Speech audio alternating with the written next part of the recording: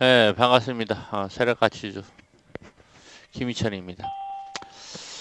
자, 오늘 12월 28일, 11월 28일이죠. 목요일 방송 간단히 좀 진행하겠습니다.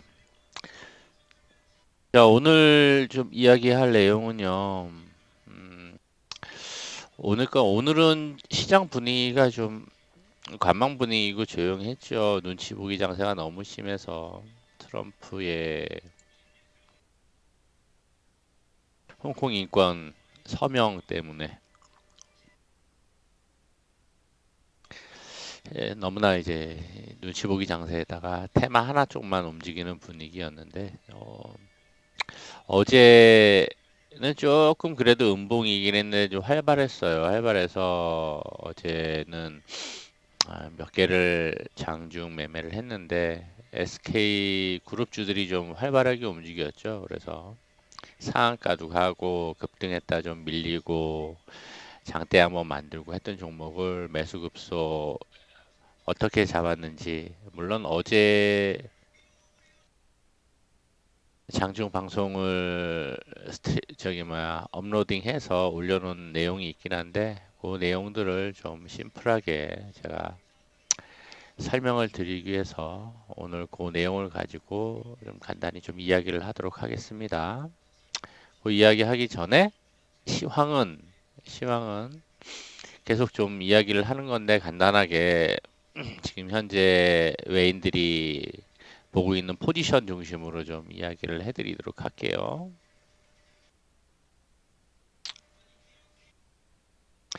계속 이전의 분위기가 먼저 시황 간단히 이야기를 하자면은 이전의 분위기가 한번 봅시다.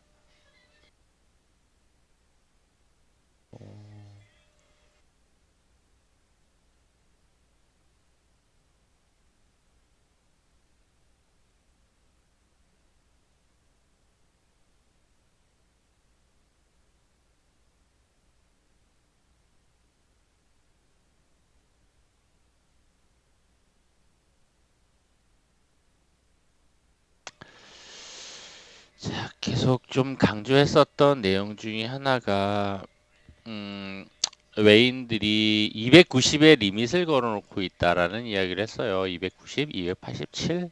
어, 조금 확대를 해서 볼까요?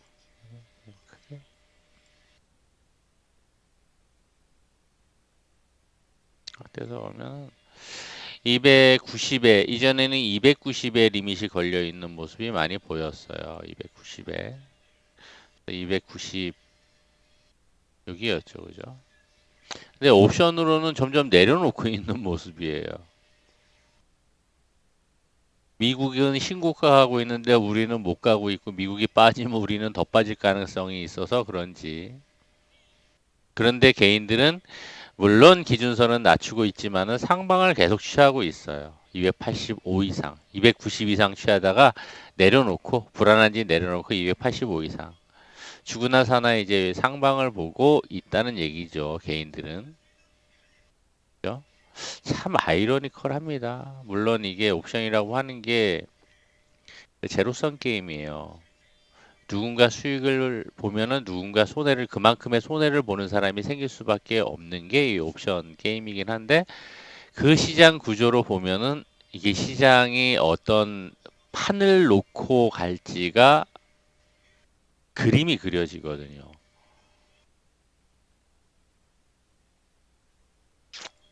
그래서 지금의 이제 외인들, 기관들의 모습으로 볼 때는 지금의 현재 지수가 281.5인데, 281.95군요. 282 정도, 그죠?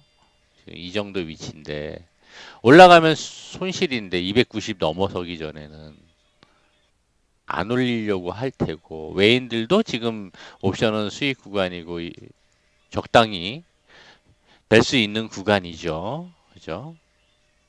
그래서 과연 이제 이번 주가 다 지났으니까 2주 남았어요. 딱 2주 남았어요. 2주 동안 외인들이 어떤 형태를 만들면서 어떤 이슈와 명분을 만들면서 위로 올리느냐가 관건이 될 것 같아요.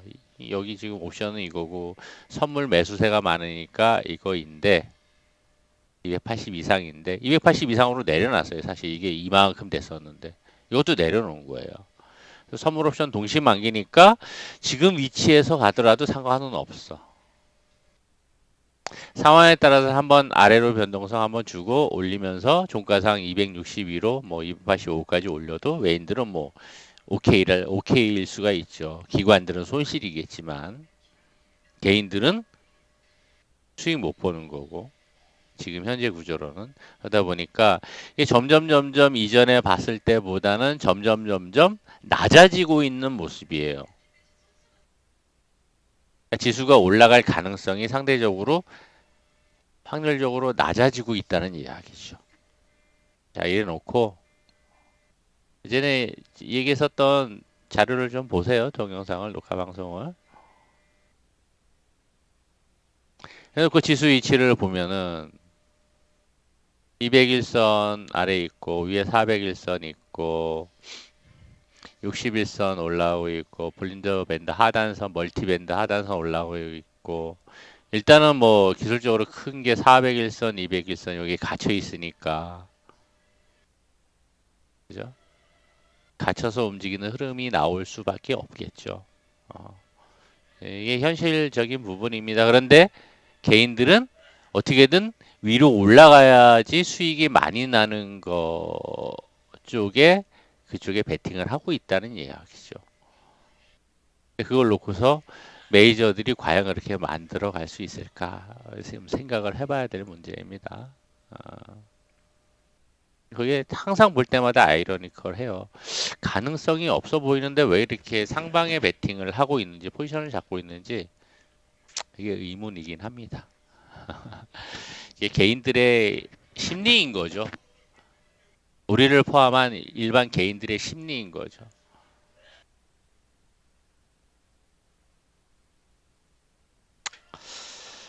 자, 그렇게 좀 시황은 좀 보시면 될 것 같고요. 그래서 지금 모습으로는 뭐 앞으로 2주 동안 만기까지는 위로 올라가기가 수월치 않은 모습이다 라고 생각하시면 될 것 같아요. 그렇다고 해서 만기 지나고 나서 그 이후에 이제 또 생각해 볼 수 있는 게 이제 양도세와 관련 문제들, 물량들도 생각을 해봐야 되겠죠. 일단은 고비가 다음 주, 다다음 주에 12월 둘째 주까지예요. 1차적인 고비가. 그 사이에 위로 올라가기도 밑으로 더 내려가는 것도 그렇게 녹록치는 않고 한번 변동성을 만들어서 올릴 수는 있기는 하겠지만 위로 올라가는 거는 상대적으로 확률적으로 적어 보인다 라는 관점에서 시장 흐름을 좀 보아가시면은 좋을 것이라고 생각이 됩니다. 이렇게 좀 시황은 마무리를 하고요. 자, 두 번째로 넘어가서 뭐 종목 한 3개 가지고서 이야기를 할 거기 때문에 종목 3개 가지고 이야기를 할 거기 때문에 뭐 시간은 그리 오래 걸릴 것 같지는 않아요. 오래 걸릴 것 같지는 않고 스트리밍 마치고 뭐 추가적인 이야기를 할 수 있으면 좀 하도록 할게요. 첫 번째 이제 SK 케미칼 어제와 그제 이제 공개 방송이 한쪽에서 좀 있었어요. 그래서 공개 방송할 때 좀 장중에 튀어오른 종목들을 좀 매매를 했어요. 시키고 좀 할 수 있는 분들은 해보세요라고 하면서 어제였죠. 이건 SK 케미칼은 그죠. 어제 딱 좋았어, 좋았어, 딱 좋았어. 흐름이 딱 좋았었다, 딱이었었다. 흐름이 남아 있을 텐데.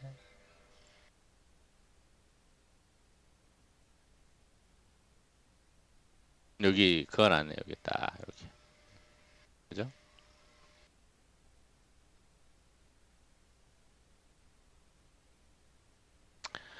딱 아침에 11시 넘어서 눈에 딱 들어오는 거예요. 검색시계도 나오고 딱 들어와서 오케이 봅니다. 이것도 이슈가 있었으니까 뭐 다 아실 거예요. 치매 치료제 관련돼서 FDA 승인 이야기 나온 거. 그러다 보니까 뭐 수급 흐름에 대해서 이해를 해야 된다라는 제가 이야기를 해드렸었는데 뭐 그거하고 같이 보시면 될 겁니다. 같이 내용을 보시면 될 텐데 하나 이렇게 딱 잡아놓고서 제가 바로 적었죠. 이렇게 적었죠. 62,000원 이하 입질 시작을 해서 매수 뭐 크게 매수하지는 말고 딱 여기 아래가 61,000원 정도 자리가 이제 딱 올려치고 나서 지지가 될 자리였어요. 지지가 될 자리여서 62,000원 이하 이게 쭉쭉쭉쭉 쳐서 빠르게 상한가를 올려붙였어요. 빠르게 상한가를 올려붙여서 어우 훌륭했죠. 갑자기 VI 들어가가지고 갭 띄워가지고 쭉 올려붙였으니까 3분봉에서 올려붙였으니까 빠르게 갔잖아요. 그죠? 그럼 이제 그 다음에 봐야 될 게 뭐냐? SK 바이오랜드하고 바이오 어디 갔냐? 바이오랜드 봅시다.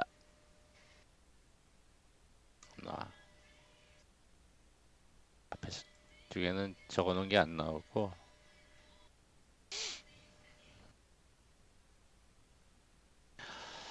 자 바이오랜드 여기서는 지웠나 보다. 바이오랜드를 바이오랜드는 시간이 충분했어요. 매수하기가. 일봉상에서 연봉 하나 나오고 밑에서 올라왔기 때문에 아래에서 올라왔기 때문에 이거 매수 시간을 충분히 줘서 그래서 딱 자리는 어디였냐? 시간대가 상한가 갔을 시간대였거든. 그리고 나서 쭉 치고 올라와서 딱 눌림 자리에서 이만큼을 줬어요. 한 30분 넘게. 당연히 매수를 하지. 이게 24,000원 이하를 이야기를 했거든. 24,000원 이하에서 24,000원 이하. 저점은 23,000원 더 내려오면 23,000 초반대 이야기를 했는데 딱 24,000원 이하에서 30분 정도 시간을 충분히 주었죠. 수급 흐름 보면은 거래가 감소한다. 매도하는 사람이 감소하고 그다음에 매수하는 사람이 증가하니까 축 치고 올라간 거죠. 그죠? 수익 잘 챙겼죠. 근데 얘는 상한가 2연상 갔는데 상한가를 갈 줄 알았더니 못 갔어요. 그게 좀 아쉽더라고요. 못 가고 찍고 그냥 쭉 밀려버린 거예요. 매물 출회가 되고 매도하는 사람들이 많아지다 보니까 매물 출회가 됐는데 딱 수급선 라인 잡고 이제 매도할 사람 다 매도 그래서 이제 매도가 됐죠. 매도가 되었죠. SK 케미칼이 그렇게 상한가를 가고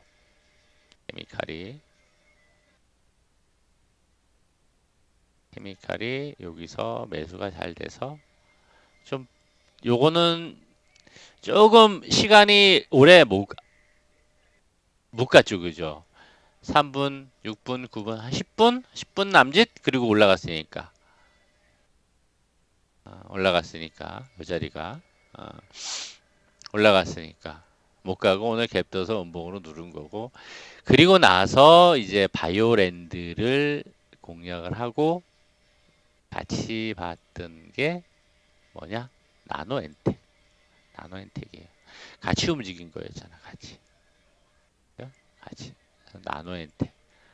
나노엔텍도 여기 흔적이 남아있나? 여기 나노엔텍도 초반부터 움직였어요. 나노엔텍도 움직여서 라인을 잡고 여기 해놨네. 5,650원 그 정도? 50원 손절을 잡고 얼마 손절 잡고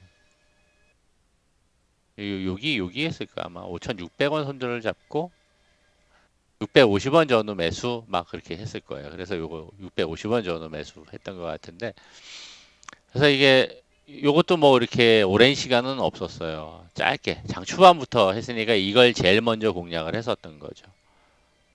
공략을 해서 파동을 딱 만들었어. 그리고 한 번 더 쳤어. 자, 그런데 요 시간대에 SK 케미칼이 올라간 거잖아요. 그죠? 보면 케미칼이 올라가잖아. 시간적으로 보면은.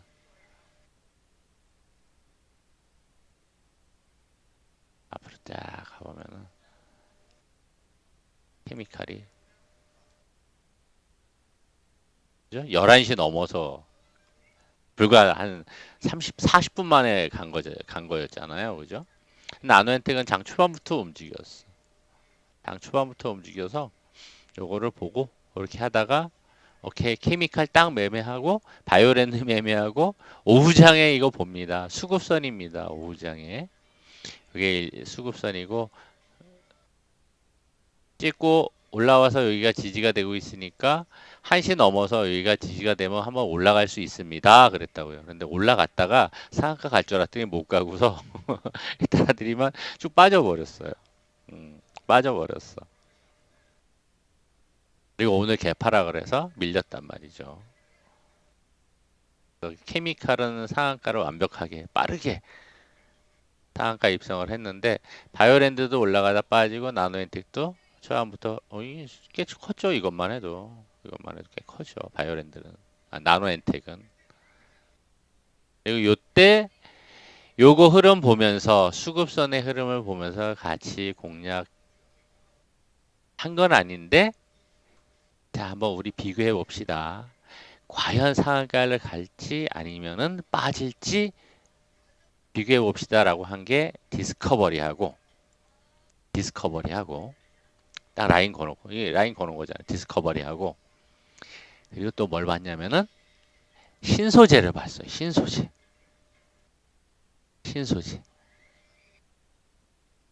이거는 이제 월요일 날이었네. 화요일 날 신소재.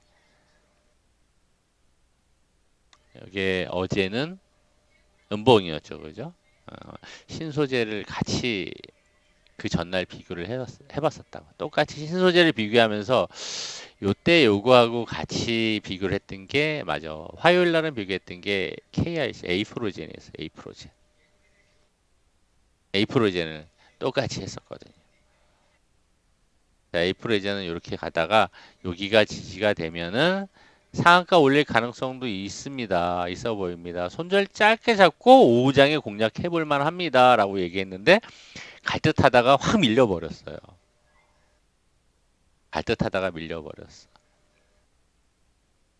소급선. 그리고 이제 비슷한 케이스로 GH 신소재가 있었어. 신소재가 이렇게 다 올려놓고 1차 지지선, 2차 지지선 이렇게 있었는데 하루 종일 이렇게 지지가 되는 라인이 수급선이고 지지선이에요. 수급 지지선 공부를 할 때 시가와 10시 전에 저가와 공부했었잖아요. 동영상 유튜브 동영상 보시고요. 그리고 올라가서 높기는 해요. 20%대 있었으니까. 근데 이게 지지가 되고 올려 붙이면은 상한가 갈 수 있는데 올려 붙이는 듯 하다가 확 매물이 쏟아졌어요. 20% 이상에서 유지가 되던 지지가 되던 종목들이 이런 패턴들이 빈번하게 나와요.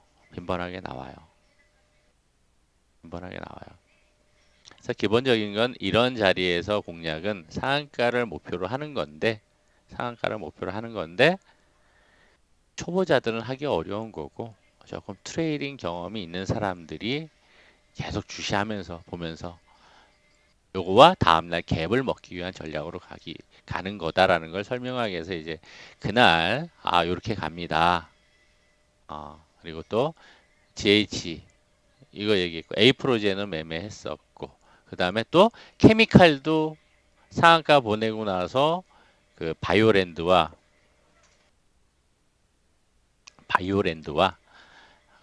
그리고 디스커버리를 놓고 비교를 했죠. 똑같은 패턴이니까 우리 한번 봅시다. 수급선의 의미를 공부하는 차원에서 한번 봅시다. 그랬더니만 가는 녀석이 있었고 밑으로 빠지는 녀석들이 있었어요.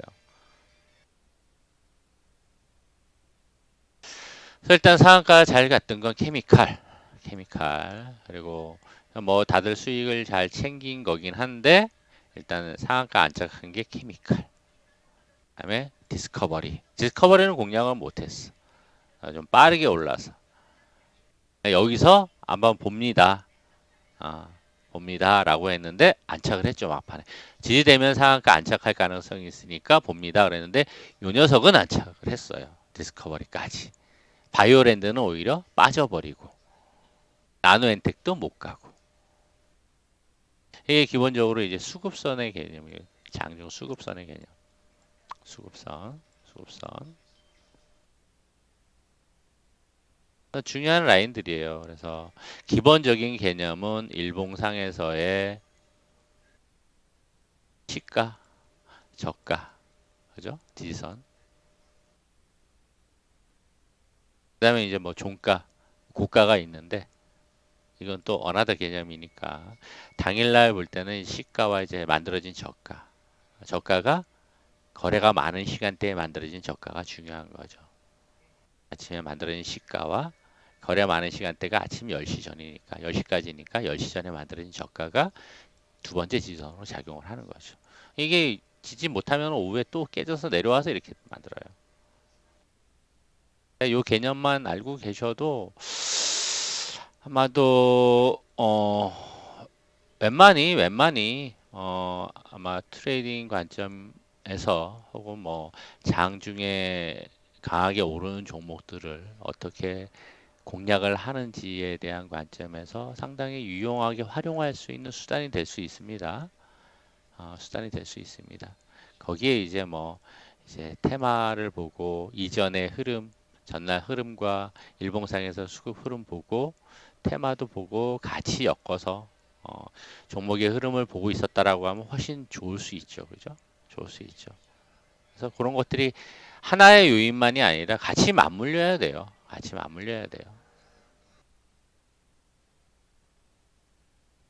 같이 맞물려야지 훨씬 신뢰도가 높아지고 신뢰도가 높아질 수 있고 그리고 상황에 따라서 과감하게 베팅할 수 있는 상황이 될 수 있을 겁니다. 지난번에 얘기했던 지지선 공부에 대한 연장선 차원에서 어제 그제 공략을 했었던 상한가 들어갔었던 종목들을 어떻게 했는지에 대한 이야기를 좀 해드렸습니다. 이런 흐름을 보는 것은 많이 강조했던 부분이긴 하지만 분봉에서의 흐름을 읽어가고 보는 것은 단지 분봉에서 자주 보게 되는 거긴 하지만 이게 조금 확장되고 익숙해지고 하다 보면 일봉에서 혹은 주봉에서의 수급 흐름을 보는데 상당히 용이합니다. 눈에 종목들을 돌려다 보면 눈에 잘 들어와요. 그러면 어느 자리에서 매수하면 좋겠구나. 이제 일봉이나 주봉에서는 이제 스윙 이상 관점에서 매수를 해야 되니까 어떤 자리에서 매수하면 좋겠구나. 이거를 기술적인 흐름상 급등주들의 기술적인 흐름상 파악하는데 상당히 용이하게 활용을 할 수가 있습니다. 그래서 자리에 계시면서 트레이딩 하거나 매매를 하시는 분들은 그런 쪽으로 분봉에서 뭐 3분봉도 좋고 5분봉도 좋고 10분봉도 좋고 15분봉도 좋고 분봉에서의 그런 흐름들을 체크를 하고 수급선에 대한 흐름 혹은 뭐 수급 흐름들을 체크하고 확인하는 데 있어서 활용을 하신다라고 하면은 좀 더 빠르게 주식을 배우는데 익히고 배우는데 훨씬 더 효율성과 효과성이 높아질 거라고 봐요. 저 수급 흐름이죠. 거래량을 통한 수급 흐름. 거래 감소하다가 올라갈 때 어떤 모습을 봤다. 이게 일봉이었다라고 하면은 거래 감소할 때 이런 모습이 나올 수 있죠. 근데 거래 감소하니까 큰 문제는 없는데 올려놓고 가다가 거래 붙이면 올라가는 거잖아요. 그죠? 일봉이다라고 하면 이제 큰 거니까 그러면 과연 기다리다가 어느 시점에서 매수를 하면 좋을지 수급의 흐름을 보고 판단할 수 있는 기준이 될 수가 있어요. 그렇게 활용을 해야지 조금 더 빠르게 이제 봉 패턴의 흐름들과 거래량을 통한 수급의 흐름들을 읽어가는데 도움이 되실 수 있을 거라고 보여집니다. 그래서 그런 쪽으로 활용하는 차원에서라도 이제 분봉의 흐름들을 보고 지지와 저항, 패턴들의 흐름 특히 중요한 것은 거래량을 통한 수급의 흐름을 어떻게 읽어갈 것인지에 대한 고민과 함께 공부를 해가시는 게 꾸준하게 해가시는 게 좋으리라고 생각을 합니다. 자, 이렇게 이제 시황하고 우리 매매했었던 상한가만 했던 케미칼에 대한 이야기는 좀 간단하게 마치도록 하겠습니다. 마치고요. 음, 유튜브 스트리밍은 여기까지 하고 이어서 스트리밍을 중지하고 추가적인 이야기를 좀 해드리도록 할게요. 유튜브 방송 들으시는 분들도 계신데 여기까지만 마무리하고 추가적인 이야기들은 꼭지 잡아서 동영상 업로드 하거나 하도록 하겠습니다.